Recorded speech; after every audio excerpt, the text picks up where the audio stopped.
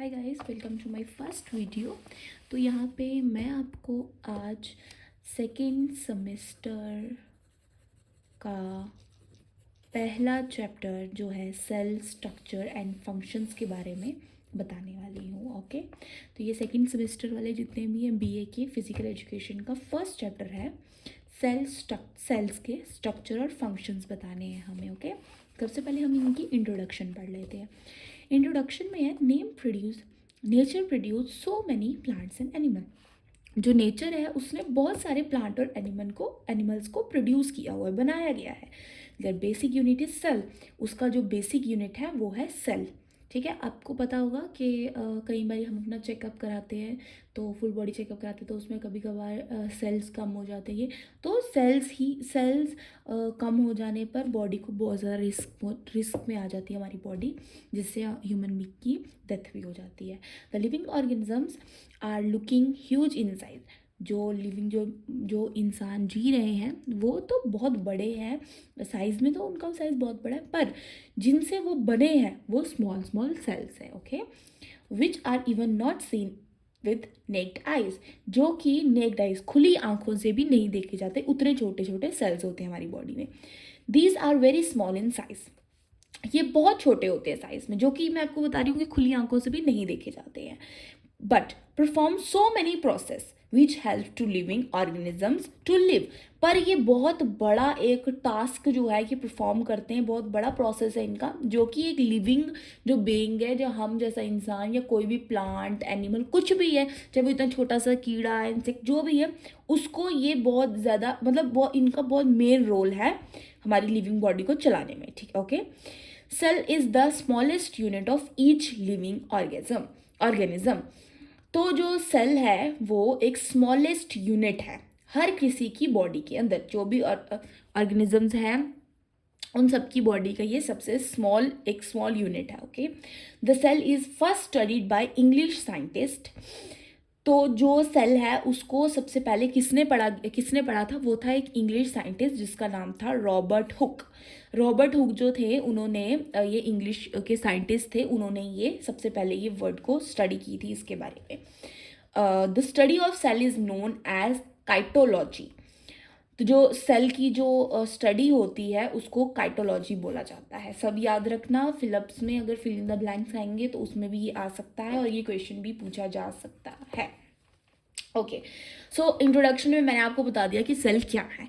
अब हम सेल के स्ट्रक्चर के बारे में पढ़ेंगे। आज का हमारा जो टॉपिक है वो सिर्फ और सिर्फ स्ट्रक्चर ऑफ सेल्स के ऊपर है। जो फंक्शंस है सेल के वो नेक्स्ट वीडियो में आएगा। तो जिन्होंने सब्सक्राइब नहीं किया अभी तक चैनल को सब्सक्राइब कर दो, बेल आइकन को हिट कर देना, नोटिफिकेशंस ऑन कर देना, जितनी भी वीडियोस आएंगी आपको मिलती जाएंगी। ओके, नेक्स्ट हम शुरू करते हैं structure of cell. Definition of cell, सबसे पहले हमें सेल की डेफिनेशन देनी है। मैंने आपको पहले बताया ये हर किसी लिविंग ऑब्जेक्ट के अंदर है। Cell is the structural and functional unit of every living object. जो सेल है वो एक स्ट्रक्चरल और फंक्शनल यूनिट है जो कि एक लिविंग ऑब्जेक्ट के अंदर है। अब स्ट्रक्चर कैसा होता है सेल का? Different types of living creatures live in the world. Different type of जो लिविंग क्रिएचर्स है वो वर्ल्ड के ऊपर रह रहे हैं, अर्थ के ऊपर रह रहे हैं, डिफरेंट टाइप्स के हैं। Their size, constructions, complexion and environment is use to be different. और जो उनका साइज होगा, साइज के साथ साथ उनकी कंस्ट्रक्शन, उनका कम्प्लेक्शन और इन्वायरमेंट हर किसी का डिफरेंट होगा। They all have basic characters and symptoms. और उनके अंदर करेक्टर्स भी होंगे और सिम्टम्स भी होंगे।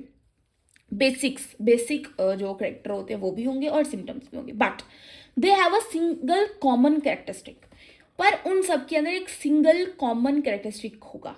ओके, सबके अंदर एक सिंगल कॉमन, हर किसी के अंदर, चाहे वो इंसेक्ट का है चाहे वो कुछ भी है, उसके अंदर सिंपल एक होगा। A cell is of different size and shape. जो सेल है वो डिफरेंट साइज और डिफरेंट शेप के होते हैं, which depend upon its need of the function done by it.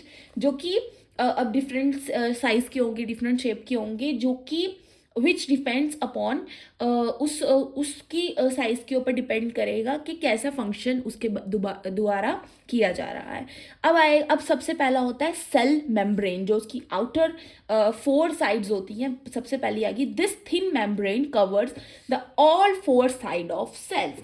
सबसे पहले जो ये वाला जो सेल मेम्ब्रेन होता है वो एक थिन मेम्ब्रेन है, जो कि हर जो सेल की 4 साइड्स है उसको ये कवर करता है। This is the main, this जो सेल मेम्ब्रेन है वो मेन है। This is also known as plasma membrane. जो सेल मेम्ब्रेन है उसको प्लाज्मा मेम्ब्रेन भी बोला जाता है। इसके फंक्शंस हमारे पास आगे, it holds to all part of cell at right place. ये हर एक सेल के पार्ट को होल्ड करके रखता है उसकी सही जगह पे।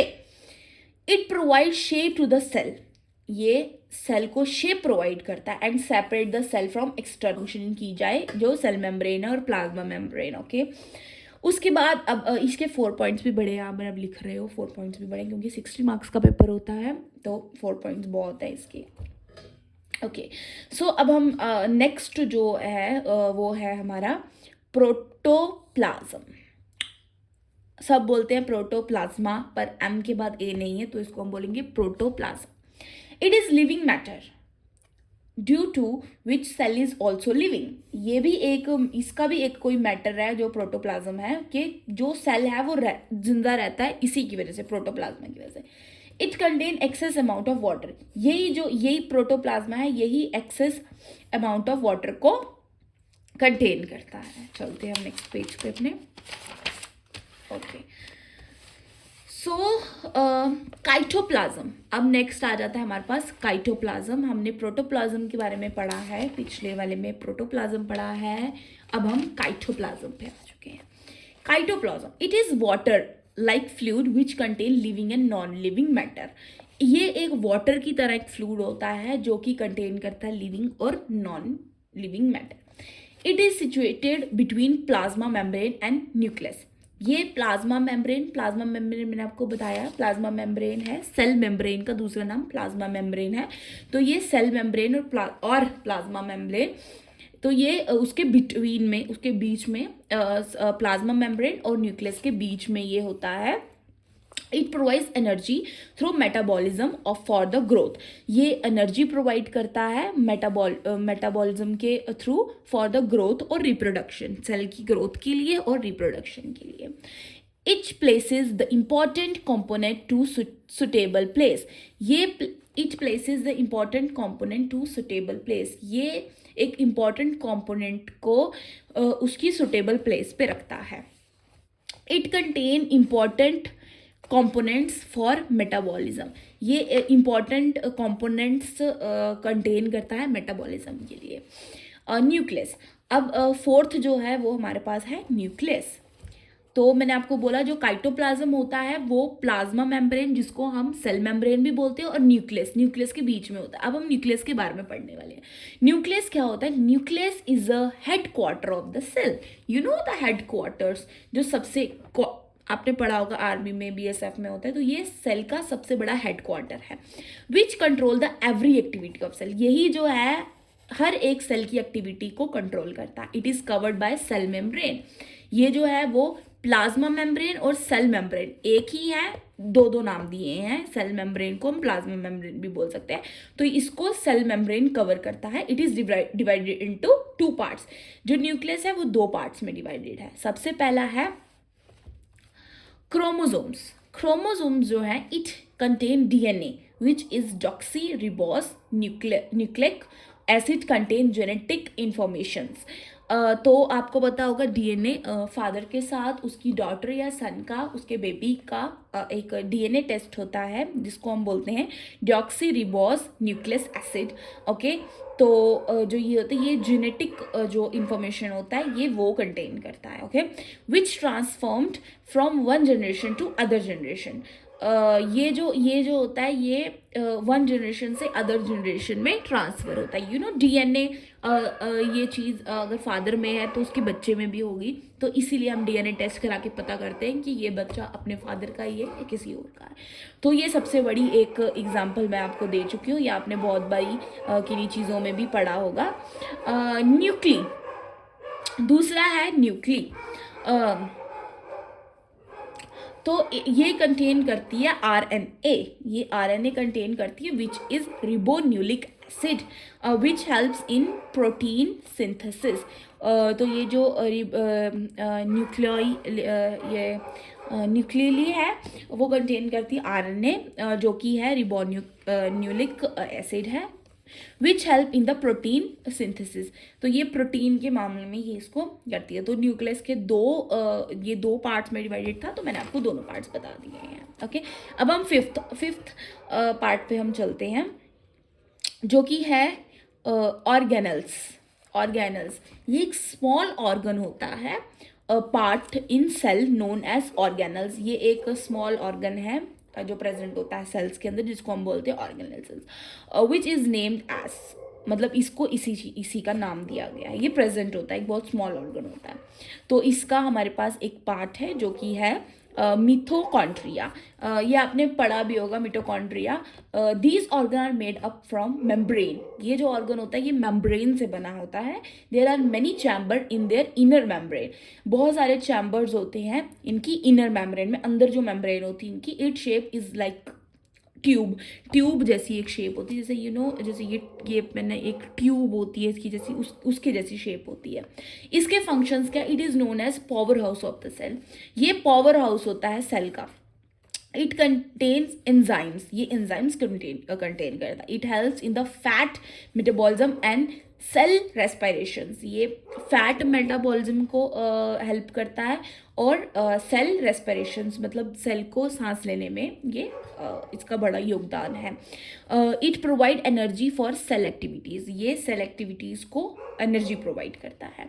ओके, तो इसका हमारे पास एक और ये बहुत सारे चैम्बर्स में है। तो हम नेक्स्ट पढ़ेंगे Golgi apparatus. These are like bags which are moon shaped. ये बैग्स होते हैं जो मून शेप में होते हैं, चांद की शेप में होते हैं। It is made up of membrane, ये भी मेम्ब्रेन से बना होता है। इसके फंक्शंस है, these bags contain separation products which are transfer to cell membrane. ये जो ये बैग्स होते हैं ये सेक्रेशन प्रोडक्ट को कंटेन करते हैं, जो विच आर ट्रांसफर टू, जो हम ट्रांसफर करते हैं cell membrane. It helps in the digestion, ये डाइजेशन में भी हेल्प करता है हमें। इंडोप्लाज्मिक रेटिकुलम, तो ये हमारा थर्ड पॉइंट है इसका, ऑर्गेनल्स का ये थर्ड पॉइंट है। It is tube like structure. मैंने आपको पहले ही बोला कि ये एक ट्यूब लाइक स्ट्रक्चर होता है which transfer the content from one place to another. ये जो भी ट्रांसफर कंटेंट जो होते हैं वो ट्रांसफर करता है एक जगह से दूसरी जगह पे।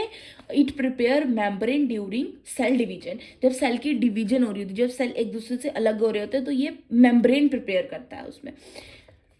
Lysosomes are rounded in shape containing digestive juice. Lysosome जो है वो राउंड शेप में होते हैं, गोल शेप में होते हैं, जो कंटेन करते हैं digestive juice. It means function is food digestion. इसका ही फंक्शन यही है कि ये फूड को डाइजेस्ट करने में हमें हेल्प करते हैं लाइजोसोम्स। सेंट्रोसोम्स, तो ये एक centrosphere collectively known as centromeres which are present in centrosomes. ये सेंट्रोसोम्स में प्रेजेंट होते हैं। इट्स शेप इज, ये सिलेंड्रिकल टाइप में होते हैं। सिलेंडर का मतलब कि जो सिलेंडर जो हमारे घर में होता है उस शेप में होते हैं। It most important function is of division cell. इसका मोस्ट इंपॉर्टेंट जो फंक्शन है वो यही है कि ये सेल्स को बांटता है। रिबोसोम्स, तो ये फोर्थ है, ये हमारे पास आ गया। ये हमारे पास फर्स्ट था, सेकंड, थर्ड, फोर्थ, फिफ्थ, ये हमारे पास आ गया सिक्स्थ, ये है रिबोसोम्स। ये अभी मैं जो ऑर्गेनल्स की जो ऑर्गेनल्स हैं उसकी ये वाले ये चल रहे हैं, उसका ही पार्ट चल रहा है अभी। इसके 6 हैं हमारे पास। These are small oval parts which are joined with endoplasmic reticulum in cytoplasm. तो ये स्मॉल ओवल पार्ट्स होते हैं जो कि जॉइन होते हैं इंडोप्लाज्मिक रेटिकुलम के इन काइटोप्लाज्म। काइटोप्लाज्म भी हम पढ़ चुके हैं, जो वाटर टाइप फ्लूइड था उसको बोलते हैं cytoplasm. It lack plasma membrane, ये बहुत ज़्यादा मतलब कि प्लाज्मा मेम्ब्रेन में लैक प्रोवाइड करता है, मतलब लैक ऑफ प्लाज्मा मेम्ब्रेन होती है इसमें। It most important function is protein synthesis. So these are also known as protein factories of cell. ये इट मोस्ट इम्पॉर्टेंट फंक्शन इसका ये होता है, प्रोटीन सिंथेसिस करता है ये. So these are also known as protein factories. Like कोई भी फैक्ट्री होती किसी चीज़ की, तो वहाँ से हम कुछ लेते हैं, तो ये भी ये प्रोटीन फैक्ट्रीज है सेल के लिए. 6th पार्ट हमारे पास ये हमारा ऑर्गेनेल्स का ये ख़त्म हो चुका है. अब हमारे पास 6th आता है जो कि है vacuoles. These are bubble like bags. ये बबल लाइक बैग्स होते हैं. It performs important role in growth. ये सेल की ग्रोथ में इंपॉर्टेंट रोल प्ले करते हैं. It helps in the mixing of water soluble component. और ये हेल्प करते हैं वाटर जो सोल्यूबल कॉम्पोनेंट है उसको मिक्स करने में. और it remove the extra water from the body of cell. ये जो एक्स्ट्रा पानी अगर हमारे सेल के अंदर होगा तो उसको भी ये रिमूव करते हैं. उसके बाद आ गया सीलिया और फ्लैगिला. Cilia are the small hair-like parts and flagella is a long hunter. सीलिया जो है वो स्मॉल हेयर एक पार्ट है और फ्लैगिला जो है वो लॉन्ग हंटर है. इसके फंक्शन क्या है? These are locomotory organ of cell. It helps in the movement of food in alimentary canal sorry. ये हेल्प करता है हमें मूवमेंट फूड की मूवमेंट को जो कि एलिमेंट्री कैनल में होती है. It helps in removal of fibre in respiratory tract. ये रिमूव करता है फाइबर को जो कि रेस्पिरेशन लाइक सांस लेने में. It helps in excretion digestive system का एक part. Cilia is also a sensory organelle. ये एक इसको भी सेंसेशन लाइक होती है. ये एक वो ऑर्गन है. तो ये आज हमने पढ़ लिया है अपना स्ट्रक्चर ऑफ सेल के बारे में. इसका सेकेंड पार्ट हमारे पास अभी फंक्शन भी है, फंक्शन सेल का. तो ये हम कल पढ़ेंगे, कल की वीडियो में. फंक्शन ऑफ सेल बहुत छोटा है कि क्या क्या फंक्शन है सेल के. तो मिलते हैं अब हम अपनी नेक्स्ट वीडियो में. Thank you. अगर आपको अच्छा लगा हो, आई होप आपको समझ आया हो. ये आपके लिए बहुत हेल्पफुल होने वाला है. So please do subscribe my YouTube channel. और थैंक यू सो मच. और जिन्होंने लाइक नहीं किया, जिन्होंने सब्सक्राइब नहीं किया, वो सब्सक्राइब कर ले. Bye bye.